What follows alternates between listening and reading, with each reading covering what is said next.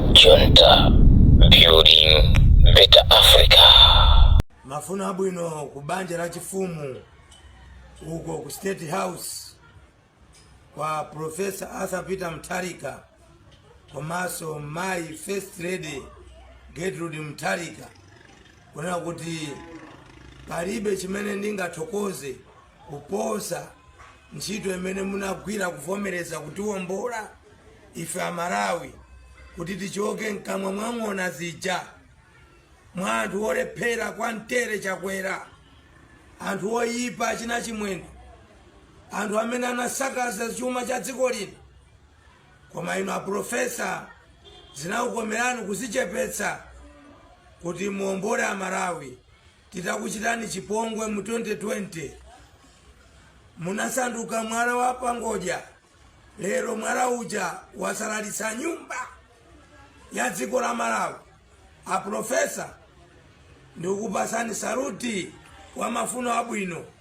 Ndikudziwa palibe chimene ndingakupatseni kuposa mapemphero okuti mukakwanitse masomphenya anu mpaka 2030 ankurukuta moyo.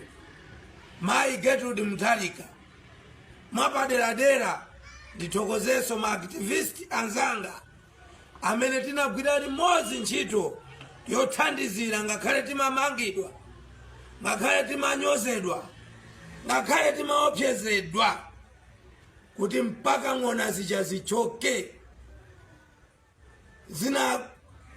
Zinapherezera zinthu zoyipa president wathunthu kuti ndililede kukhetsa mwazi.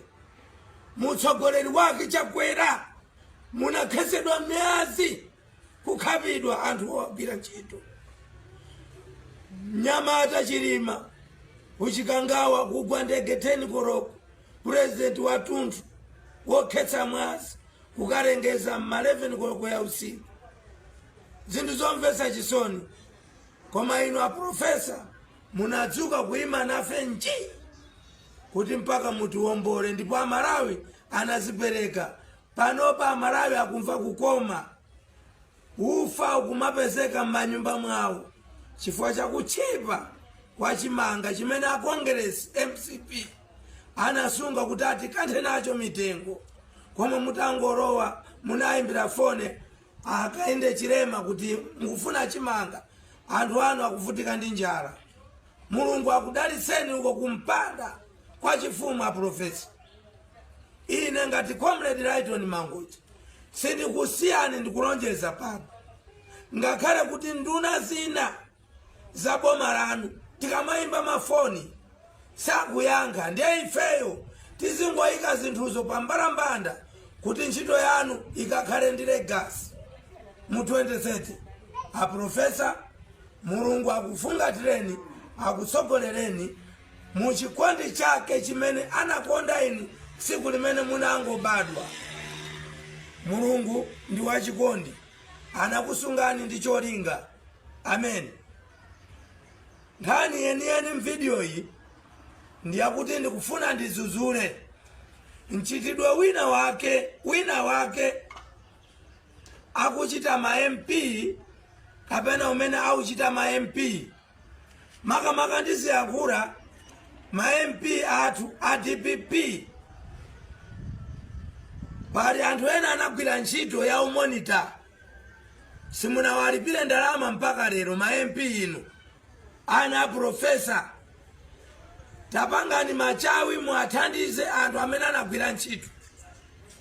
Komanso mkati mwakemu ndizuzulaso mchitidwe wina umene ukuchitika wofuna kuyipisa mbiri ya president kapena utsogoleri pano.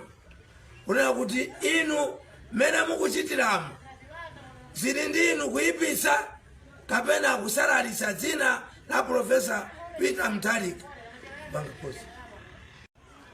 Ndiye mutakonza zimenezi, mutakonza izi DPP tikufuna ikhale izikhala mpaka osatiso kusokoneza munjira zina zake zimene muzichita mwa ukuruku kuzimbayisa kuti anthu aone ngati utsogoleri wa DPP woyipa. Ayi, pomalizira ndifuna ndithokoze aprofesa apake musakale nawo HRDC asakuwandikireni.